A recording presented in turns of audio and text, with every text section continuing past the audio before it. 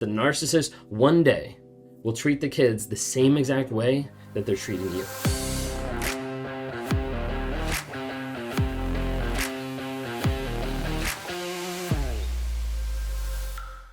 Does a narcissist love you? Did they actually have love for you in the relationship? Maybe you've been in the relationship with a narcissist for a month or a year or 10 years.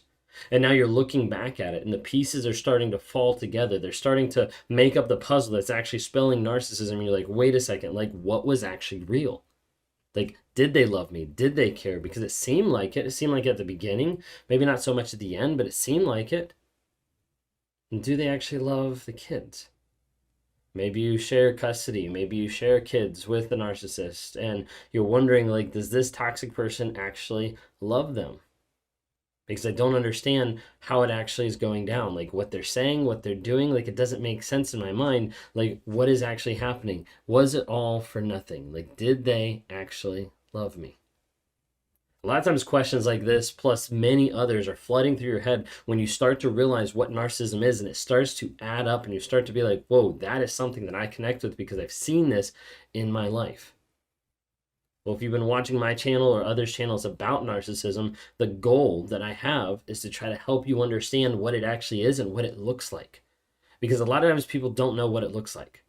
If you guys are new here, my name is Ben Taylor. I'm a self-aware narcissist on this channel to provide awareness, growth, healing, and change. We do that by providing free content everywhere on TikTok, Instagram, Facebook, YouTube, Apple Podcasts, Spotify, Amazon Music, anything like that. If you don't subscribe to some of those, please like, review, share, and just find it under Raw Motivations. We're trying to help people understand. That's the awareness piece, just to make people aware of what narcissistic abuse actually is and that it's real. Because a lot of people don't even understand what it is. A lot of people don't even know that they're going through it. They just think they're struggling with communication, or it's a bad relationship, or this is just how love is supposed to be. And so trying to help people understand what it is half the battle. And then trying to help them heal, grow, and change is the other half of helping them understand the truth of the situation. And sometimes the truth of the situation is really hard to come by. And it's really hard to find. Which is why we're working on developing more and more things to be able to help, whether that's a journal, a book, a course, different things to be able to help you process and understand what's actually going on and to determine and figure out the truth of the situation, because the truth is what sets you free. It's one of the things that I focus on when I talk with people all over the globe every single day with one-on-ones and with coaching events and things like that, to try to help people understand, like, this is what's actually going on. Let's figure out the truth so we can break out the trauma bond, so we can get through the detox phase of being addicted to a narcissist, and we can build back your self-worth and your self-confidence every single day. If you want to join a community of like-minded people, join the Narcissistic Abuse Recovery Community. It stands for NARC. Type it in on Apple or the Google Store. Just type it in. It's a regular app. Just type in NARC, Narcissistic Abuse Recovery Community. As at the time of this recording, there's over 5,000 people that have downloaded and have signed in. 5,000 people, that's a lot of people. But that means there's also a lot more people out there that don't know what narcissism is, or that are in these relationships and they don't have clarity. So get a support system. Get in there, start asking advice, start sharing your stories, start interacting with different people, start learning courses. If you don't even know what the DSM-5 is, or if you don't know what the 9 traits of narcissism are defined by the DSM-5, go in there. I just have a small course there to be able to explain what they are. Because we're trying to help people understand what it looks like in person.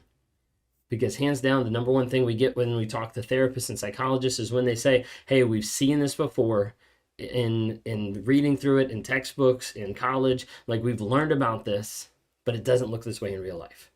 We're trying to bring the boots to the ground, have people understand, and provide clarity to the confusion that you're holding on to. Anyways, today, one of the things I want to talk to you about is, does the narcissist love you? And does the narcissist love your kids? It looks like love at first, right? Like it looks like it's the best thing ever. A lot of times because that's love bombing. It's in the early like grooming stages where they're trying to make you feel like you're the best person ever. Sometimes you're connecting on stuff you've never connected about with anybody else because of the fact that that's all manufactured. It's something that they're putting together. Because a lot of times at the beginning stages, in the love bombing stages, the first aspect is I have to assess you. I have to figure out what's going on. Like the narcissist has to try to get a whole well-rounded picture of you so that they can use that to their advantage, to manipulate, to control. You'll see this early on in the dating aspect or in the get to know you part of they really want to get to know you, right? They're good listeners. They're someone that's really trying to be in tune with who you are. And all of a sudden you realize down the road that all that stuff that they tried to learn about you is actually them trying to get leverage over you to be able to control and manipulate another person. Because that's the goal. Control. A lot of times the relationship continues, whether that's dating and then all of a sudden you move in or you get engaged or you get married or you have a kid or anything like that. And the relationship starts to wane. Like the love that's there starts to disappear. Sometimes it's slow, sometimes it's fast. It kind of depends on what they do with their mask.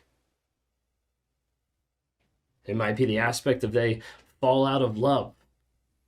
Those nice, warm, fuzzy feelings that keep them engaged for a short period of time, right? Then all of a sudden it doesn't matter anymore. Maybe it's because I mentioned the mask slips. Now that I've captured you, now that I've got you, now that you're in my control, who cares if you see the monster inside of me? And a lot of times you'll see the mask slip after those major events. Engaged, moving in together, married, a kid, things like that. You'll start to see those things slip. Maybe the narcissist has put you up on a pedestal, pulled it away. Maybe they've seen a betrayal from you or like something that makes them feel like, oh, this person isn't good anymore, that they're not perfect anymore. Maybe it's the grass is greener on the other side. Maybe they're just so excited for the chase that they've chased you time and time again. Then they push you away, then they chase you again because it's exciting to be able to like manipulate and control another person like that. And you'll see that love dissipate and fade. Either gradually or just like that. Flip the switch. Maybe you're here today and you're like, no, like mine does love me. Like I know mine loves me because they've loved me for like 10 years. Then all of a sudden because of alcohol or drug use or something, like something changed, like an accident, and now they're just completely rude and mean. Well, if it's narcissism, it's been there the whole time. You just haven't seen it. And if it's narcissism, it's not something that gets concocted later in life or all of a sudden develops later in life. It might be revealed, but it's still always been there because it's built in childhood. It's built in upbringing. A lot of times when people say mine does love me, we start diving into some of the attributes and some of the aspects of it, and you start seeing more of a passive-aggressive behavior. You start seeing like the small little comments that belittled and put down the other person, that slowly and slightly devalued them. You start seeing how the narcissist actually isolated them very discreetly from everybody else around. They spent 24/7 together, and it wasn't in a healthy way. You start to see like the jokes that were made on your behalf, how things were brought down, the belittling, the criticizing, making you feel small in order to teach you a lesson or fix things that you're doing wrong. And people start realizing like, wait a second, there's actually some things there that got worse at the end, but were there throughout the whole relationship. You see, sometimes people get confused when we talk about love and they think that it's that warm, fuzzy feeling or the nice butterflies or the high of it and all. And if we just chase that, then we're always going to be chasing that, just like a drug. But love is an action, and it has to be demonstrated. And the thing that doesn't match up when we talk about narcissism, when we talk about narcissists, is they don't demonstrate love on a day-to-day basis. They don't demonstrate love consistently. A lot of times people ask me, do you love your wife? Or how can you love her now? Or multiple variations of that. And when I try to talk about it, I tell them, hey, all my actions that I've done in the past were not loving. So therefore, I did not love my wife. I did not show or demonstrate love towards her. So regardless of what I would say in those moments, oh, I love my wife, I was not showing it. So therefore, my actions were incongruent with my actual words. So therefore, that was something that wasn't true. Now, do I have like warm, fuzzy feelings? Yes, sometimes. Do I have them all the time? No, I don't have them all the time. But that's not the point of love. The point of love is taking a choice every single day to put someone else's needs above your own. Is to actually have respect for another person, to actually have honor for another person, to actually treat them loving, caring, kind. And you don't see that in a narcissistic relationship because they don't demonstrate that on a day-to-day basis. If there's no demonstration of love in your relationship, there is no love. And people need to understand that. It's not just these warm, fuzzy feelings, and it's not just these words that people say. If your narcissist is not demonstrating love, okay, well, how do you think of that? Okay, how is he demonstrating love? How is he demonstrating care? How is he demonstrating kindness? How is she demonstrating respect? How is she demonstrating faithfulness? How is he demonstrating honesty? And the list goes on and on and on. How are they demonstrating these things? If they're not demonstrating it, then it's not happening. What about the kids? Same thing, words over action. A lot of times you'll have a narcissist that won't be home at all for the kids. Or maybe he ducked out when you got pregnant and he hasn't come back. Maybe she hasn't been engaged in parenting. Maybe there's no emotional support from her on a day-to-day basis.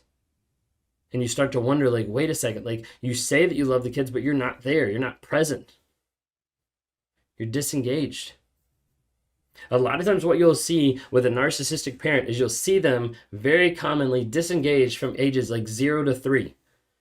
Because at that time, the child is not very beneficial to the narcissist. They're not giving them what they want. They're not giving them supply. They're not thinking they're the greatest thing ever. Then a lot of times from 3 to 12, you have the idea where, hey, this kid, I can actually manipulate and control and show them that I'm the Disneyland dad. I'm the perfect mom. All these different types of things. And they sound like the greatest person ever. And then the mask starts slipping a little bit when the kid starts understanding more of what's going on. When they start seeing the lies or the cheating or the gaslighting or the manipulation, they start to realize, like, wait a second, this doesn't make sense. And then you see the narcissist do the same exact thing that they've done to you time and time again. Devalue and discard. What you have to understand is that the narcissist one day will treat the kids the same exact way that they're treating you. You have to know that. You have to understand that, because otherwise you'll think, hey, I want to keep them in the narcissist's life. I want to keep them in my spouse's life. Like, I think it'd be good. Like, I don't want them to grow up in a single parent household. What I need you to understand loud and clear is an absent parent is better than a toxic one. Because there's less input of that toxicity means that there's more chance of your kids not being screwed up by that toxic person. Is it fair? No. Is it nice? No. Is it easy? No. But we're not called to do stuff that's easy, that's nice. We're called to do stuff that's necessary for our kids, for our family, for ourselves, for growing, healing, and changing and developing on a day-to-day basis. Sometimes you have to make that choice, and sometimes you have to come to that realization that the narcissist didn't love you, and they didn't love the kids. How are you going to show up for yourself and for your kids today?